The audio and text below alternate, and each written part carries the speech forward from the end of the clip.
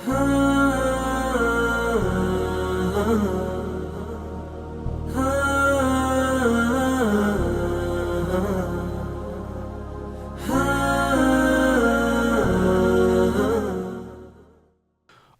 بالله من الشيطان الرجيم. بسم الله الرحمن الرحيم. من عمل صالحا من ذكر أو أنثى وهو مؤمن فلنحيينه حياة طيبة ولنجزينهم أجرهم بأحسن ما كانوا يعملون. فإذا قرأت القرآن فاستعذ بالله من الشيطان الرجيم. إنه ليس له سلطان على الذين آمنوا وعلى ربهم يتوكلون. إنما سلطانه على الذين يتولونه والذين هم به مشركون. وإذا بدلنا آية مكان آية والله أعلم بما ينزل قالوا إنما أنت مفتر بل أكثرهم لا يعلمون. قل نزله روح القدس من ربك بالحق ليثبت الذين آمنوا وهدى وبشرى للمسلمين. ولقد نعلم أنهم يقولون إنما يعلمه بشر لسان الذي يلحدون إليه أعجمي وهذا لسان عربي مبين. السلام عليكم ورحمة الله وبركاته. دار الكبرى قرآن النايدين تمرت معاكلوشنا. دار الكبرى قرآن النايدين تمرت معاكل قرآن كقاعدة جمرو اسك حفظ درس ያስተማረ ቆይቷል። دار الكبرى እንግዲህ አሁን ደግሞ በአይነቱ ልዩ ሆኖ የተለያዩ አዳዲስ ፓኬጆችን ይዞ ወደ እናንተ ብቅ ብሏል።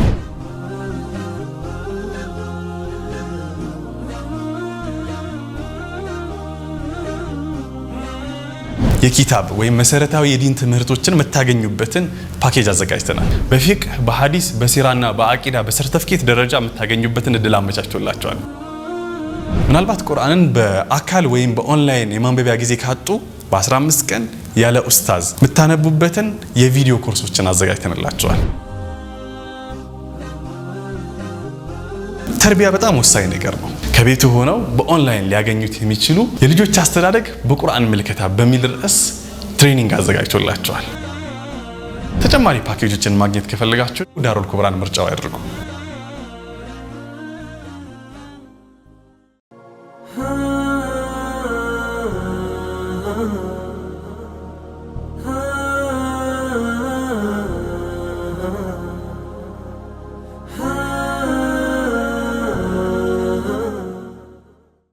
أعوذ بالله من الشيطان الرجيم. بسم الله الرحمن الرحيم. السلام عليكم ورحمة الله تعالى وبركاته. كبراتنا كبران يمين بارتيفي مع القرآن بيسابوش انديت ناتشو سامنتاتشو انديت نبرا انه بروغراماتشن ودنا انت የሚደርስበት ሰዓት ላይ እንገኛለን። ከቁርአን ጋር ያላችሁ ግንኙነት እንዴት ነው? የሁል ጊዜ ጥያቄ የፕሮግራማችን የሁል ጊዜ ጥያቄ። በነገራችን ላይ ጥያቄ ይሄ ፕሮግራም የሚያቀርበው በጣም ስለሚያከብራችሁ በጣም ስለሚወዳችሁ ነው። በጣም ለመወደዱና በጣም ለማክበሩ ደግሞ በጣም የተከበረ የሆነ ስለተከበረ ጉዳይ ነው ጥያቄው። ከቁርአን ጋር ያላችሁ ግንኙነት እንዴት ነው? አሁንም በድጋሚ እየቀራችሁ ነው ወይ? እያዳመጣችሁ ነው ወይ? እያስተነተናችሁት ነው ወይ? ተፍሲር ለመማር ጥረት እያረጋችሁ ነው ወይ? ከዚያስ ባለፈ ህይወታችን ላይ ምን ያክል ነው ቁርአን ሁሌ ሂሳብ መስራት የሚፈልግ ጥያቄ ነው። ምክንያቱም የሰው ልጅ ምግብ ለመብላት ምን ያህል በህይወት ደግሞ ለመኖር ህይወቱ ደግሞ ህያው ይሆን ዘንድ ቁርአን የሚባል ከሰማይ ማኑዋል ወርዶለታልና ሁሉ ጊዜ ቼክ ሊያረጋው ሁሉ ጊዜ በዛ መሰረት ሊሄድ ይገባል። በተከታታይ ሳምንታት ተቅሪበን ወራት ማለት ይችላል ኦልሞስት 2 ወር ወይም 3 ወር ረመዳን ከወጣበት ጊዜ ጀምሮ ጉደኛ የሆነው አደገኛ የሆነው ጠላት ሸይጣንን እያየን ቆይታ አድርገናል። ሸይጣን ምንነቱን ትርጉሙን ባህሪውን በዋናነት ደግሞ ስትራቴጂውን የሚያሳስተበትን መንገድ እያየመተናል። አባካችሁን ዛሬ ምናልባት ይሄ ፕሮግራም ድንገት ቲቪ ሰከፍቱ መጥቶላችሁ ከሆነ ከዚህ በፊት የነበሩ ኤፒሶዶችን ማየት በጣም በቃ ኢምፖርታንት ነው ብዬ አስባለሁ። ዩቲዩብ ላይ ገብታችሁ ሚንበሩል ቁራ ብላችሁ ሰርች አድርጉ። ከዚያ በኋላ የማል ቁርአን ኤፒሶዶችን በተለይ ደግሞ ከሸይጣን ጋር ወደ እናንተ ያደረስኳቸውን መልእክቶች ይዋቸው። በእርግጠኛነት ህይወታችሁ ላይ አንድ አዲስ ነገር ታገኛላችሁ። ህይወታችሁን ቅጡን አታችሁት ከሆነ ህይወታችሁ ደግሞ የሆነ አድሜ ያደርግላችሁ ነገር ይኖራል። طيب ባለፉት ሳምንታት ደግሞ ያየን ያለነው እንግዲህ ሸይጣን ዝርዝሩን ከመጣን በኋላ እንዴት ነው የሱን ሴራ መከላከል የምንችለው ብለን ነው ያየን ያለነው። ዛሬ የተወሰኑ ሐሳቦችን እናነሳለን። እንግዲህ የሸይጣን ስትራቴጂዎች መካከል አንደኛው ሁዝን ነው። ሐዘንን መንዛት ነው። በቃ እንድናዘን ማድረግ ነው። እንድናዘን ሲያደርገን ሸይጣን በቁጭት ወደ መፍትሄ እንድንሄድ ሳይሆን ለምሳሌ ሰው አዝኖ በቃ ተቆጭቶ ምናምን ነገር ዲፕረስድ ሆኖ ተስፈንጥሮ ይነሳል ወደ ቀጣይ እርምጃ። ይህ ያለ ነገር ነው። ከሸይጣን ጋር የሚያያዘው ግን የሐዘን አይነት እዛው ሐዘን ውስጥ እንድንቆዝም ነው የሚያደርገን። ሁሌ በቃ ከዛ እንዳንወጣ መፍትሄ እንዳናይ ሁሌ ራሳችንን እንድንወቅስ ራሳችንን እንድንገርፍ ችግራችንን ብቻ እንድናይ በሁሉም ሳይድ ነው ማለት ችግራችን በዳዕዋው ዘርፍ ሊሆን ይችላል። በቃ ክፍተት ብቻ እያየን በቃ እዛ ውስጥ እንድንቆዝም እንጂ የመፍትሄ ሐሳብ እንድናመጣ አይደለም። በህይወታችሁም እንደዚህ አይነት ነገር ያጋጠመው ሰው አጋጥሟችሁ ሊሆን ይችላል። ራሳችሁም ላይ ገጥሟችሁ ሊሆን ይችላል። ከአንድ ነገር ያለ መውጣት ፍላጎት በቃ ራስን መውቀስ ወይኔ ምናምን እያሉ በቃ መቆጨት ወደ መፍትሄ ሳይሄዱ ማለት ነው ከሸይጣን እንደሆነ አብራርተን ነበር። ሶ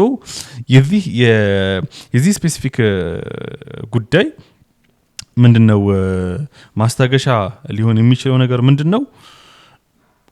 አላህ Subhanahu Wa Ta'ala የትኛውም ቦታ ላይ የትኛውም ሲቹዌሽን ላይ لا يكلف الله نفسا إلا وسعها لا يكلف الله نفسا إلا وسعها ይህን ቃይዳ እንደ ህይወት መርህ አድርጎ መያዝ ነው። ለዚህ መፍትሄው የሰው ልጅ ከአቅሙ በላይ መሸከም ከሚችለው ነገር በላይ በፍጹም አላህ Subhanahu Wa Ta'ala የሆነን ነገር አይጭንበትም። በቃ አለቀ። ይህ ነስ ቁርአኒ ነው።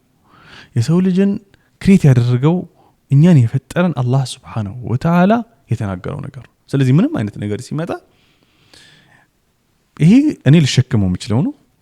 ስለዚህ ሊያደቀኝ ሊሰብረኝ አይችልም። ይሄን ነገር እችለዋለሁ፣ እሸከመዋለሁ፣ አደርገዋለሁ የሚል ስሜት ይፈልጋል። ኦኬ ይህ ካልሆነ በቃ እኔ ከአቅሜ በላይ ሆኖብኝ እንደዚህ ሆኖብኝ ይያለን ራሳችንን እየወቀስን ከዛ ነገር በፍጹም አንወጣም። እኔ እንደውም ቅርብ ጊዜ ከዚህ ጉዳይ ጋር በተያያዘ አንድ ኡስታዝ ምናልባት መጥራት አያስፈልግም ሲያወራ የሰማሁት ነው። ሲያወራ የሰማሁት ስላችሁ እንደ በሩቅ ሳይሆን እንደዚህ በቅርበት ክሎዝ ሆነን ያወራን ነው ማለት። አንድ ሴት ከተመረቀች በኋላ ምናልባት ለአመት ይሁን ለሁለት አመት አላቅም እስከ 4 አመት ኤግዛክት አመቱ ትዝል ስለማይለኝ ነው ከክፍሉ አልወጣችም።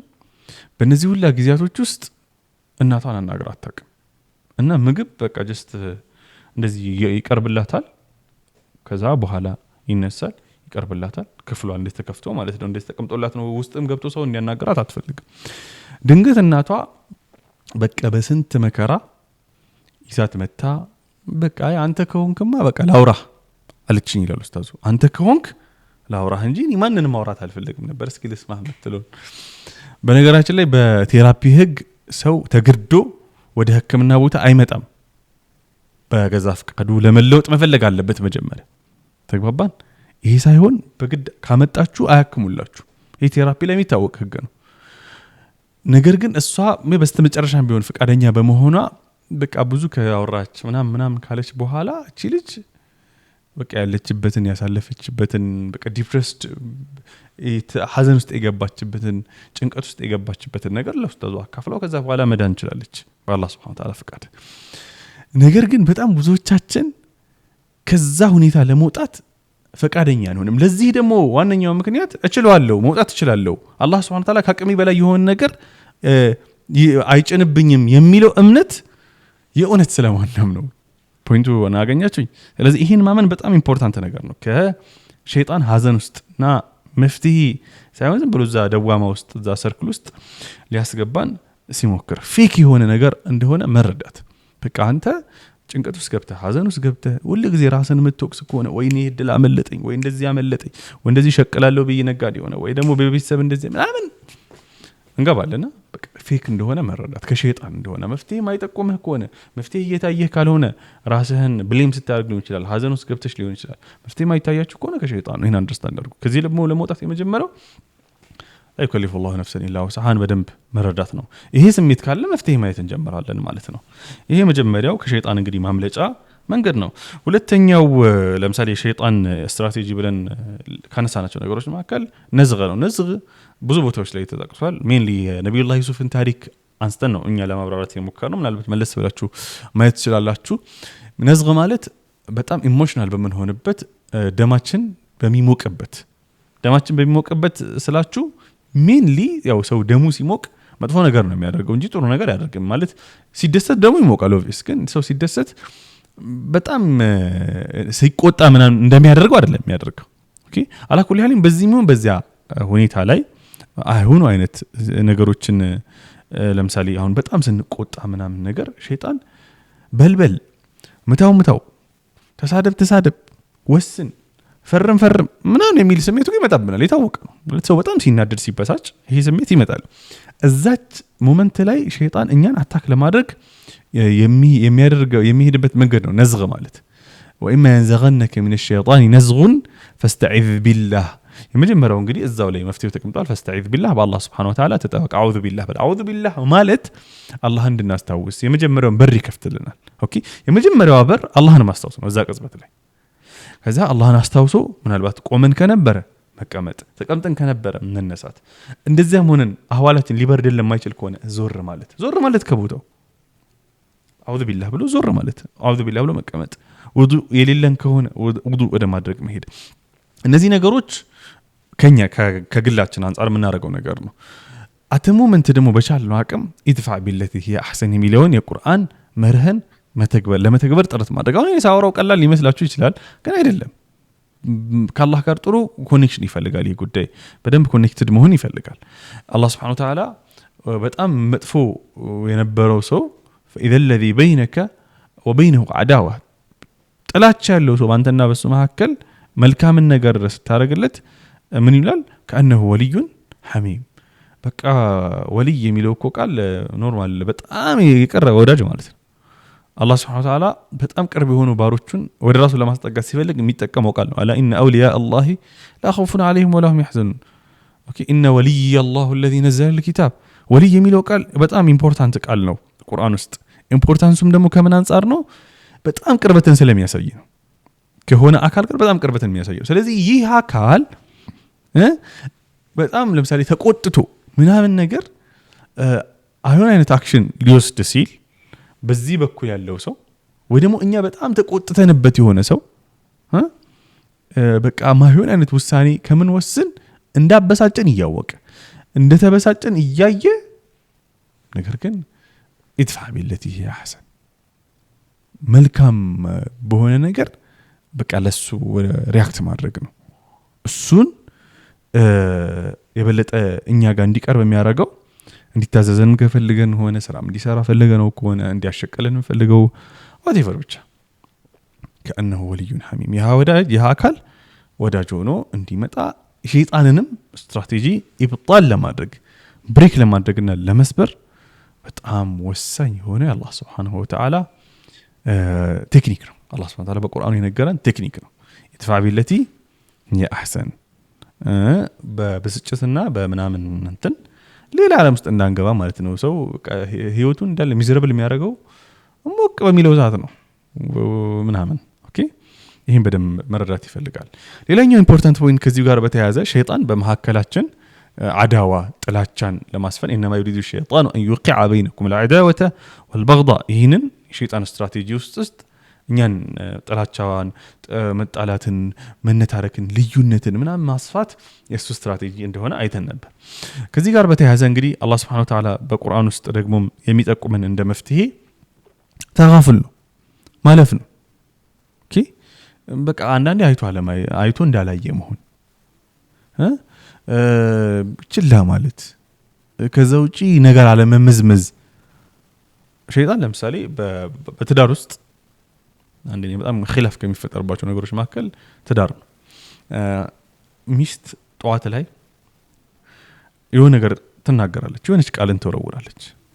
አስባው ሊሆን ይችላል፣ ሌላ ነገር አስባበት ሊሆን ይችላል። ብቻ የሆነ በጣም ሲምፕል ነገር ነው፣ ቃሉ ትንሽ ነገር ነው፣ የሆነ መጥፎ ሊሆን ይችላል እኮ ግን ይሄ በጣም ከባድ ችግር ውስጥ ምናምን ሊያስገባም ይችላል አይደለም። ተይ ተብሎ ሊታለፍ የሚችል ነገር ነው፣ እንደው በጣም መጥፎ ከሆነ ማለት ነው። ወይ ባል ሚስቱ ላይ እንዲህ ብሎ ወደ ስራ ሊወጣ ይችላል። ከዛ በሁለቱም ሳይድ ማለት ነው ቀኑን ሙሉ ሲመዘምዝህ ይውላል ሸይጣን።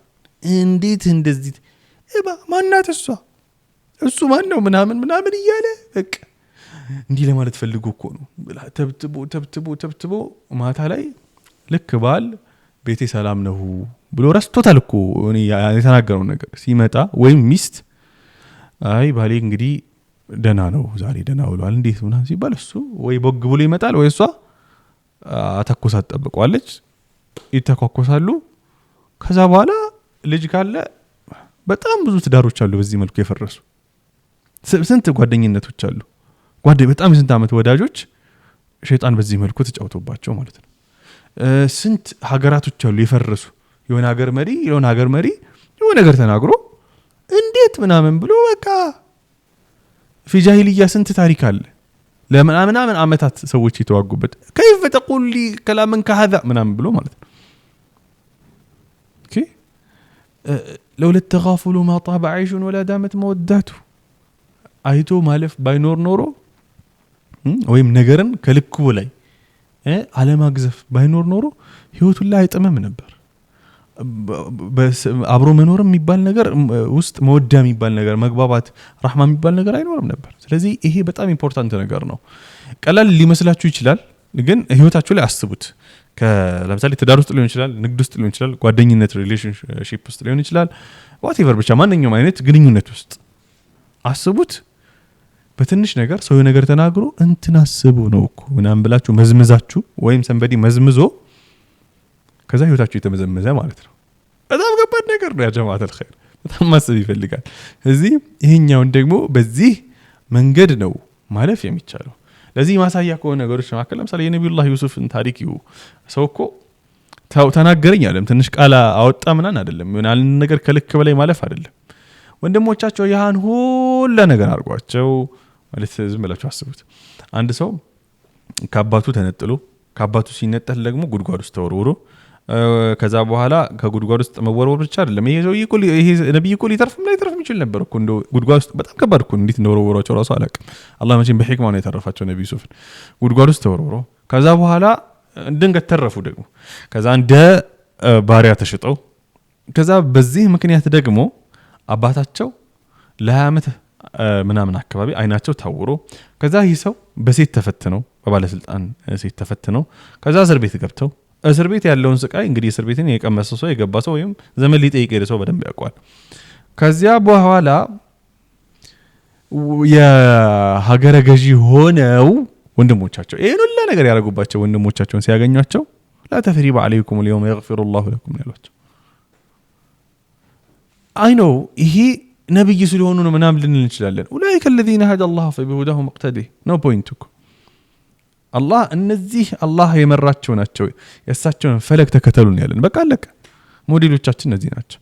ይሄን ያክል እንኳን የደበነን ሰው ባይሆን ግን ሲምፕል የሆኑ ነገሮችን ምን ማድረግ ማለፍ ይፈልጋል።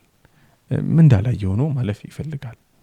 ከዛ አሁን ደግሞ እንዳልኳችሁ ይድፋዕ ቢለቲ هي احسن ደግሞ ለዚህኛው ደግሞ لا يكلف الله نفسا الا وسعها መፍትሄ ማየት ይቻል ዘንድ የመጀመሪያው እርከን እንደሆነ አያን ማለት ነው። ሸይጣን አለው ሌላ መፍትሄ፣ ምክንያቱም ብዙ ስትራቴጂ ነው ያለው ቁርአን ላይ አላቅም 30 40 ምናምን ስትራቴጂ ነው የተጠቀሰለት። እኛ አብዛኞቹን ጠቅሰናቸዋል። ኢንሻአላህ የቀሩትን ደግሞ በቀጣይ ክፍል አንስተን ምናልባት ወደ ሌላ ደግሞ ከባድ እንደዚህ ቁርአን ላይ ስለተነሳ ርዕስ የምናነሳ ይሆናል።